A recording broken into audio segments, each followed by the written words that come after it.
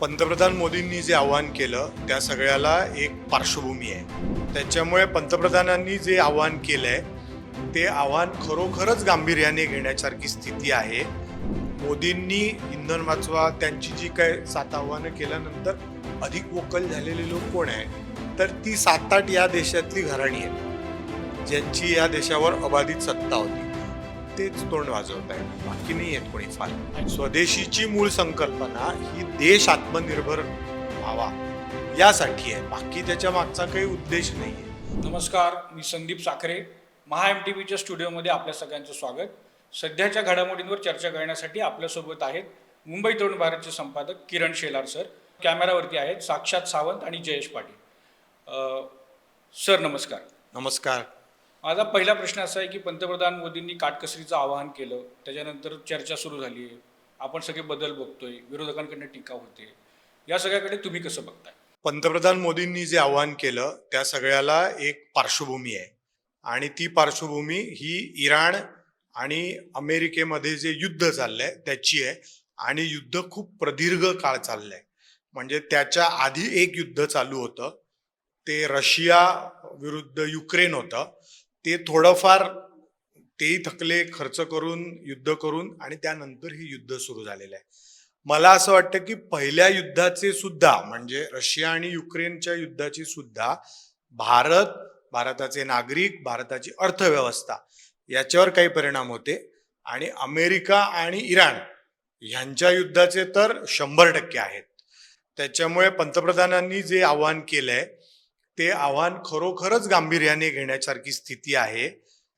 Supplies म्हणजे इंधन तेलाचे सप्लाय हे सगळे आपल्याला आखाती देशातून होतात. त्याचा सगळ्यात मोठा जो काही पुरवठादार देश आहे तो इराण आहे आणि जेव्हा इराण डिस्टर्ब आहे, जेव्हा इराण युद्धजन्य स्थितीत आहे त्यावेळेस कुणीही सगळ्यात आधी स्वतःचं घर वाचवत असतं दुसऱ्यांना काही गोष्टी वाटण्यापेक्षा. त्यामुळे हे नैसर्गिक आहे की इराण भारताला तेल पुरवठा करणार असेल आणि उद्या अमेरिकेबरोबर वाटाघाटी सुरू झाल्यानंतर त्यांच्या वाटाघाटी अटी शर्ती काय असतील, त्याचा भारतावर काय परिणाम होईल याचा अंदाज अजूनही कोणाला आलेला नाहीये. त्यामुळे काटकसरीचा जो पंतप्रधानांचा सल्ला आहे तो मानला पाहिजे असं मला वाटतं. माझा प्रश्न असा आहे की कोरोनाच्या काळामध्ये पण संकट आलं, त्याच्या आधी पण किंवा रशिया युक्रेनच्या युद्धाच्या वेळेला पण संकट होती. त्याचा एवढा परिणाम भारतावर झालेला आपल्याला तेव्हा दिसला नाही. आत्ता पंतप्रधानांनी जेव्हा हे सगळं आवाहन केलंय तेव्हा ते जास्त तीव्र झाली आहे ती सगळी शक्यता किंवा ते संकट गडद होतंय असं आपल्याला वाटतंय का? संकट गडद होतंय असं परसेप्शन केलं जातंय. अजूनही घरगुती गॅस आपल्याला मिळतोय, अजूनही वाहनांमध्ये घालण्याचं इंधन तेल आपल्याला मिळतंय. तुम्हाला त्यांच्या 7 ज्या त्यांनी जी गरज सांगितली आहे त्या 7ही गोष्टी अशा आहेत की ज्याच्यामध्ये आपल्याला आपला पैसा डॉलरमध्ये द्यावा लागतो आणि या गोष्टी विकत घ्याव्या लागतात. म्हणजे तेलबिया याच्यावर आपण आजही दुर्दैवाने खूप मोठ्या प्रमाणावर इतर देशांवर अवलंबून आहोत.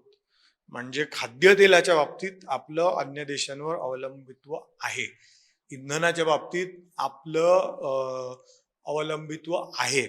सोनं भारतात मिळत नाही, सोनं आपण परदेशातूनच आणतो आणि ती भारतीयांची एक सवय आहे किंवा ती भारतीयांची एक हौस आहे की आम्हाला सोन्याचे दागिने हवेत. किंवा पूर्ण साऊथ ईस्ट एशियामध्येच सोनं घेण्याचा एक ट्रेंड आहे. दागिने नाही घेतले तर काही वस्तू घेऊन ठेवा आपल्या पुढच्या पिढीसाठी. भारतीय आणि साऊथ ईस्ट एशियामध्ये सोन्यात गुंतवणूक करण्यावर विश्वास ठेवणारे लोक आहेत. त्याच्यामुळे अत्यंत अनैसर्गिक पद्धतीने आपण ते सोनं परदेशातनं घेतो, दागिने घडवतो आणि घालतो. आता जो आपत्काळ आहे त्या काळात सोनं खरेदी करू नका असं पंतप्रधानांनी म्हटलंय. सोनं कधीच खरेदी करू नका असं त्यांनी म्हटलेलं नाही. त्यांनी एक पेपर गोल्ड खरेदी करण्याचाही सल्ला त्याच्यात दिलेला आहे. इंधन आहे, खाद्यतेल आहे, सोनं आहे. परदेशवाऱ्या केल्यानंतर नैसर्गिकरित्या आपण आपला पैसा डॉलरमध्ये किंवा परकीय चलनामध्ये कन्वर्ट करून घेतो आणि खर्च करतो. त्याच्यामुळे आपल्याला त्याचा विचार तसा करावा लागेल. दुसरी गोष्ट म्हणजे या सगळ्याच्या मागे परकीय गंगाजळी आपली कशी कॉन्झर्व करता येईल, राखून कशी ठेवता येईल, वाचवता कशी येईल नाही म्हटलंय, राखून कशी ठेवता येईल.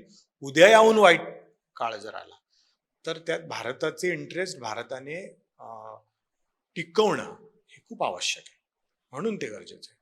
नाही, हा मुद्दा बरोबर आहे. पण मला एक प्रश्न विचारायचा आहे, की इंधनाची पर्यायी व्यवस्था उभी करण्यामध्ये म्हणजे देशाला स्वातंत्र्य मिळाल्यापासून आपण आतापर्यंतचा विचार केला, तर ही पर्यायी व्यवस्था आपल्या देशात तितक्या सक्षमपणे उभी राहिली नाही, याचा हा परिणाम आहे असं तुम्हाला वाटतं का? आणि याला जोडून असा प्रश्न, की आता असे काही प्रयत्न होताना आपल्याला दिसत आहेत का? इंधनाची पर्यायी व्यवस्था झाली नाही हे तर खरं आहे आणि त्याबद्दल दुमत असण्याचं कारण नाही. परंतु नरेंद्र मोदी सरकार केंद्रात सत्तेत आल्यानंतर नितीन गडकरींच्या इथेनॉलच्या प्रयोगांपासून ते बॅटरीवर ई रिक्षा आणण्यापर्यंत कितीतरी प्रयोग हेच सरकार करत आहे. या आधीचं सरकार त्यावर खूप गंभीर होतं असं मला वाटत नाही. म्हणजे आखाती देशांशी चांगले संबंध ठेवायचे का, तर ते ठेवलेच पाहिजे, तेलासाठी ठेवले पाहिजेत. आणि परंतु स्वतःच्या देशात बॅटरीवर चालणारी वाहनं, बॅटरीवर चालणारे पर्यायी काय म्हणूया आपण ट्रान्सपोर्ट व्यवस्था, हे सगळं तर आपल्या देशातच सगळ्यात आधी सुरू झालं. हायड्रोजनच्या बाबतीत भरपूर प्रयोग चालू आहेत. अधिक लांबच्या टप्प्यात चालणाऱ्या गाड्या, बॅटरीज, त्याच्याबाबत काही काम चालू आहे. हायब्रिड गाड्यांच्या बाबतीत काही काम चालू आहे. मग मारुतीसारखे छोटे प्लेयर सुद्धा आता हायब्रिड गाड्यावर येत आहेत, ज्याच्यातनं तुम्हाला एक 28-29 किलोमीटर एका लिटरमध्ये मायलेज मिळावं, यासाठी प्रयत्न चालू आहे.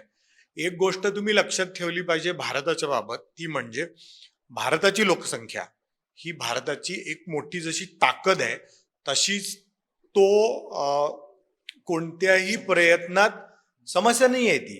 ती गती पुढचं ते आव्हान आहे. कारण हा देश इतका मोठा आहे आणि हा देश सांस्कृतिक दृष्ट्या, भौगोलिक दृष्ट्या, नैसर्गिक अधिवासांच्या दृष्ट्या इतका भिन्न भिन्न प्रकारे विभागलेला आहे किंवा एकत्र एकसंघ आहे, की तो तुम्ही दिल्लीतून काही म्हटलं तरी ते कन्याकुमारीला जाईपर्यंत लोकांनी त्याचा अवलंब करण्यापर्यंत खूप वेळ लागतो. त्याच्यामुळे या सगळ्याचा विचार तुम्हाला भारत अशा प्रकारे करावा लागतो. त्यामुळे यालाही वेळ लागेल आणि अशा प्रकारच्या वारंवार हे आल्यानंतर म्हणजे गॅसचा तुटवडा हा कोविडमध्ये सुद्धा होता. कारण कोविडचा फटका काही फक्त भारताला बसला नव्हता, कोविडचा फटका संपूर्ण जगाला होता. युक्रेन आणि इराण नाही, युक्रेन आणि रशियाचं युद्ध ज्यावेळेस झालं त्यावेळेस सुद्धा काही ना काही प्रश्न आपल्या समोर उभे राहिले होते. आणि हे सगळं चालू असतं, जगाच्या पाठीवर चालूच असतं ना. म्हणजे कुठेतरी कूप्स होतात, कुठल्या तरी देशामध्ये तिथल्या राजकीय सत्ता अस्थिर होतात, त्याचे नैसर्गिक परिणाम त्या देशाबरोबर ट्रेड करणाऱ्या अन्य देशांवर होतात. त्याच्यामुळे इथे भारत इंधन असेल, अजून काही असेल, ऊर्जा असेल, तर त्याबाबत स्वयंपूर्ण व्हावा असा विचार करणारच सरकार या देशात आहे. त्याबद्दल शंका बाळगायचं काही कारण नाही.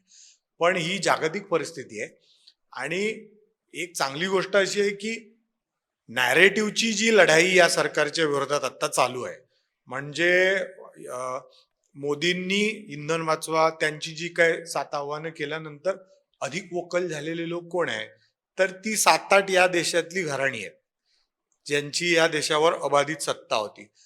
तेच तोंड वाजवत आहेत, बाकी नाही आहेत कोणी फार. याला जोडून मला प्रश्न विचारायचा आहे, की गडकरींनी हा मुद्दा सातत्याने चर्चेत ठेवला, पर्यायी इंधनाचा. त्या मध्यंतरीच्या काळात ते असंही म्हणले, की ह्या सगळ्याच्या पाठीमागे म्हणजे जी आत्ताची यंत्रणा आहे, ती यंत्रणा शाबित राहावी याच्यासाठी एक खूप मोठा वर्ग आधीपासून प्रयत्नशील आहे. ती लॉबी मोडून काढण्यासाठी ही संधी आहे असं आता आपण मानायचं का? खरं आहे ना. म्हणजे ही संधी पण आहे आणि संकट पण आहे. त्यामुळे संकट आणि संधी या नेहमी हातात हात घालून येतात, तसेच त्या भारतासमोर सुद्धा आलेले आहेत. त्याच्यामुळे संधी तर आहे आणि त्याचा गतीने विचार करणंही आवश्यक आहे. पब्लिक ट्रान्सपोर्ट जर आपण उत्तम केला या निमित्ताने, तर मला असं वाटतं वाहनं कमी बाहेर निघतील. आणि त्याचे वेगवेगळे प्रयोग चालूच आहेत. म्हणजे मेट्रो सारखा चांगला प्रकल्प महाराष्ट्रात सुरू होत असताना त्याचं किती राजकारण झालं, तो कसा बंद पाडला गेला. आपण आता त्या विषयात जाणार नाही, कारण तो आपला आजचा विषय नाही. पण प्रत्येक गोष्टीत राजकारणच करायचं असेल तर काय काय केलं जाऊ शकतं आपल्या देशात. मग ते पर्यावरणाच्या नावावर होतं, मग ते कधीतरी विकासाच्या विरोधात नावावर होतं, कधी ते भारतीय जनता पक्षाच्या विरोधात होतं. त्यामुळे आपल्याकडे तो लोकशाहीचे जे काही ड्रॉबॅक्स असतात, तर तसे इथेही आहेत. त्याच्यामुळे ते चालू राहतं. त्याला काय पर्याय नाही.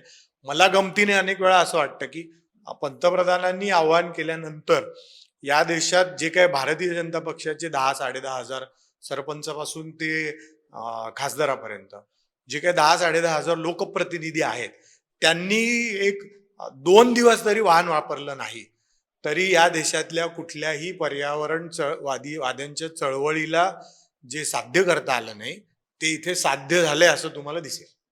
नक्कीच. म्हणजे तुम्ही हा विषय काढला तो एकदमच योग्य आहे, की भाजपची लोक भाजपच्या राज्यांमध्ये हे सगळं चाललंय. पण जे विरोधक आहेत, भाजपच्याच राज्यांमध्ये चाललंय असं माझं मत नाहीये. बघा, नरेंद्र मोदींना मानणारा आणि नरेंद्र मोदींचा विरोध करणारा असा एक मोठा गट आहे. आणि मानणारा गट मोठा आहे, आजही दिसतो. बंगालमध्ये आपण पाहिलं. म्हणजे काही जजेसनी सायकलवरून जाणं पसंत केलं, काही IAS ऑफिसर्सनी पूल मधून जाणं पसंत केलंय.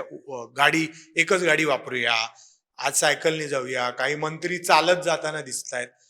तर तुम्ही ठीक आहे, तुमचा भाजपला विरोध आहे, सगळं ठीक आहे, थोडासा वेळ बाजूला ठेवूया. पण माणसं वाहनं अवॉइड करतायत किंवा ईव्हीचा वापर करतायत, हे तुम्हाला योग्य वाटत नाही का? योग्य आहे ना ते. नाही, पण विरोधक मात्र याच्यावर टीका करतायत, की त्यांचं काम आहे ते, हा, त्यांचं अस्तित्व त्याच्यावर टिकून आहे. म्हणजे त्याच्यामुळे त्यांचं तर मोदींनी त्यांचा ताफा कमी करून दाखवला. राजकीय दृष्ट्या हे किती नाही, मग गेल्या गेल्या 12-13 वर्षामध्ये जे सरकार आहे ते सरकार चालवण्यासाठी सक्षम नाही. स- केंद्र सरकार किंवा मोदी सरकार असं राहुल गांधी म्हणतायत, इतर विरोधक म्हणतायत. तर ह्याच्याबद्दल तुमचं काय मत? ते तसं म्हणतच राहणार, त्याला काय पर्याय आहे का? म्हणजे त्यांनी दाखवावं त्यांचे कॉन्वॉय कमी करून, त्यांनी त्यांचे परदेश दौरे कमी करून. त्यांच्या परदेश दौऱ्याची सूची आली आहे आणि त्याच्यावर किती संभाव्य खर्च आहे, आणि त्यांनी दाखवलं त्यांचं वार्षिक उत्पन्न किती आहे, ते पण आलेलं आहे. त्यामुळे त्यातली विसंगती आहेच की, तो वेगळ्या राजकारणाचा विषय. नाही, पण आता पश्चिम बंगालमध्ये भाजपला एवढा मोठा आता विजय मिळालाय. आता परिस्थिती अशी आहे की 2029 साठी जे मोठं ग्राउंड होतं ते भाजपसाठी खुलं झालंय, असं आपण आता म्हणू शकतो. पण त्या सगळ्या काळात ही परिस्थिती उद्भवल्यानंतर आणि आता इंधनाचे दर वाढले, महागाई वाढली, तर ह्याचा परिणाम देशाच्या एकूण राजकारणावर काय होईल असं तुम्हाला वाटतंय? आणि देशाच्या राजकारणावर होणारा परिणाम हा नेहमी निवडणुकांमध्ये दिसत असतो. तर मला असं वाटतं की अजून, मला वाटतं भारतात कुठलीच निवडणूक आता लगेच नाहीये, 2 वर्ष 3 वर्ष तरी. त्याच्यामुळे परिणाम काही दिसेल असं मला वाटत नाही. महागाई वाढण्याची शक्यता आहे आणि त्याच्यावर सरकार सक्षम आहे आणि ते काही ना काही काढतील मार्ग. आणि हे जे संकट आहे हे अधिक जर गडद झालं, म्हणजे आता त्यांची शस्त्रसंधी आहे. मला मला गडद होईल असं वाटत नाही. म्हणजे आता अमेरिका ज्या प्रकारे ट्रम्पनी बोलायचं बंद केलंय सगळ्यात पहिलं म्हणजे, त्याच्यामुळे ट्रम्पही आता मित्र शोधतायत. ते परवा चायनाला गेले होते. मुळात अमेरिकेसारख्या बलाढ्य राष्ट्राचा अध्यक्ष सकाळी एक बोलतो, दुपारी एक बोलतो, संध्याकाळी एक बोलतो. ह्याचे सुद्धा काही परिणाम आहेत. नाही, मग आता या सगळ्या स्थितीमध्ये जी महाराष्ट्र म्हणजे महाराष्ट्र काय देशातली जनता एक संभ्रम अवस्थेत आहे. त्यांनी काय म्हणजे आपण त्यातला टिकावे काय घ्यायचं आणि लोकांनी काय वागलं पाहिजे? संभ्रमाच्या अवस्थेपेक्षा संकटाची स्थिती आहे आणि ती खरी आहे. म्हणजे ती काही खोटी नाहीये. म्हणजे जगाच्या बाजारपेठेत तेलाचे भाव वाढले आणि आपण सलग 2 युद्ध, एक कोविड जातोच आहे, पण त्यातूनही आपला देश तावून सुलाखून बाहेर येऊन आहेतच की, ग्रोथ इंडिकेटर्स, पॅरामीटर्स दिसतातच आहेत. त्याच्यामुळे संकट आहे, ते संकट कोणी नाकारतच नाहीये. नाही, मग अशा वेळेला जनतेने काय वागावं? युद्धासारख्या स्थितीमध्ये जाऊन अशी अशी तयारी नागरिकांनी करायला हवी का, की की जशी युद्धाच्या काळामध्ये पूर्ण राष्ट्र म्हणून आपण एक असतो, असं काही? युद्धाची स्थिती आल्यानंतरच राष्ट्र म्हणून आपण एक आलं पाहिजे असं मला वाटत नाही. राष्ट्र म्हणून एक होत असताना यातल्या बहुसंख्य गोष्टी ह्या पर्यावरण पूरक जीवन जगण्याच्या दृष्टीने आहेत. जर ते तुम्ही सदा सर्वदा जगलात तर तुम्हाला ऊर्जाही वाचवता येते, तुम्हाला परकीय गंगाजळी वाचवता येते, ठाम ठेवता येते, कायम ठेवता येते. त्याच्यामुळे मला असं वाटतं की ते नेहमी जगण्याचं कारण आहे. म्हणजे आपण कॉन्वॉय आणि व्हीआयपी कल्चरवर चर्चा करतोच की या निमित्ताने जर ते कमी झालं तर आनंदाचीच गोष्ट आहे. निश्चित निश्चित अगदी 100%. कोविडच्या काळामध्ये जसं संकटामध्ये भारताला संधी मिळाली की आपण कोविशिल्डचं उत्पादन केलं, आपण जगाला त्या लसी पुरवल्या आणि याच्यातून भारताचं एक जागतिक व्यासपीठावर एक नाव झालं. अशी काही संधी आपल्याला ह्या सगळ्या याच्यात दिसते आहे का? मला असं वाटतं की यातला एकतर इंधन हा विषय असल्यामुळे यात आज तरी काही संधी दिसत नाही, संकटच दिसतंय. आणि शेजारच्या राष्ट्रांमध्ये तर पाकिस्तान, बांगलादेश, श्रीलंका इथे तर अजूनच गंभीर स्थिती आहे आणि आपल्या सगळ्यांना ती माहिती आहे. आणि अशा गंभीर स्थितीचा जो फायदा आहे तो फायदा नेहमी मोठी राष्ट्र घेऊन तिथे हस्तक्षेप करण्यापासून सगळंच करतात. त्याच्यामुळे संधीपेक्षा एक संकट आहे आणि त्या संकटाचा देश म्हणून एकत्र येऊन सामना केला पाहिजे असं मला वाटतं. हे याच्यामध्ये जे आत्मनिर्भर भारत आहे किंवा स्वदेशीसाठी जे भाजपकडून आणि संघ परिवाराकडून जे सातत्याने ज्याच्यासाठी प्रचार केला जातो तो त्याचा इथे तो plus हट्ट, होईल. आग्रह तो तेव्हाही होता, तो आजही आहे आणि तो यापुढे राहील. कारण स्वदेशीची मूळ संकल्पना ही देश आत्मनिर्भर व्हावा यासाठी आहे. बाकी त्याच्या मागचा काही उद्देश नाहीये. तसं पण- इंधनाच्या क्षेत्रात आपण स्वयंपूर्ण होऊ भविष्यामध्ये याची वाटचाल सुरू होण्यासाठीचा हा एक पीक पॉइंट जो म्हणतो की ही गरज मला असं वाटतं की भारतासारख्या देशामध्ये जर तुम्ही तुमचं 10% जरी फ्युअल कन्झम्पशन अल्टरनेट म्हणजे पर्यायी व्यवस्थांवर गेलात, पर्यायी इंधनांवर गेलात, सोलारवर गेलात, ईव्हीवर गेलात, इलेक्ट्रिक व्हेकलवर, तरी सुद्धा खूप मोठा फरक पडतो. म्हणजे आता तुम्ही कोकणात किंवा अन्य ठिकाणी गेलात तर तिथे जिथे जळाऊ लाकूड आजही नैसर्गिकरित्या खूप चांगलं अवेलेबल आहे, तर तिथे एक मॉडर्न प्रकारचे आंघोळीच्या पाण्याचे बॉयलर्स तुम्हाला दिसतील. 8-10 हजार रुपयाला मिळतात. लोक त्याच्यात लाकडं पेटवतात आणि गरम पाणी सर्क्युलेट करतात. आता मला हे इनोव्हेशन आहे असं वाटतं. आणि इथे तुम्ही एक अख्खा गॅस जर वाचवलात, आपण गृहीत धरूया की आता चुलीवर स्वयंपाक करणं वगैरे असा विषय थोडा बहुत आहे, पण मेजॉरिटी शिफ्ट आहे कारण गॅस घरोघर गेलेले आहेत उज्ज्वलासारख्या योजनेत. परंतु जेव्हा तुम्ही अशा प्रकारच्या पर्यायी गोष्टींचा विचार करता, गोवऱ्यांचा वापर करता, त्यावेळेस तुम्ही गरम पाणी करण्याचा एक क्वेश्चन तर गॅस पासून सेव्ह करतात. हे सगळे वादाचे मुद्दे आहेत. कारण कुठलंही इंधन, मग ते पर्यायी असो किंवा पारंपरिक असो, ह्याच्या कन्झम्पशनच्या विवेकाच्या बाबत जोपर्यंत तुम्ही स्वतः निर्णय घेत नाही तोपर्यंत तुम्ही निसर्गाची हानी करतच आहात. त्यामुळे इंधनाचा वापर जेवढा कमीत कमी आपण करू, पर्यायी असेल किंवा पारंपरिक असेल, ते चांगलंच आहे. पंतप्रधानांनी केलेल्या आवाहनाकडे सकारात्मकतेने कसं बघायला पाहिजे हे आता आपल्याला शेलार सरांनी सांगितलं. या आणि अशा विषयांसाठी MHA-MTV या चॅनलला लाईक करा, शेअर करा, सबस्क्राईब करा. तुमच्या मनात जर असे काही विषय असतील की ज्याच्यावर तुम्हाला पॉडकास्ट व्हावं असं वाटत असेल तर ते विषय आम्हाला नक्की कॉमेंट बॉक्समध्ये सुचवा. आपण त्याच्यावरही असे पॉडकास्ट करण्याचा प्रयत्न करू. धन्यवाद.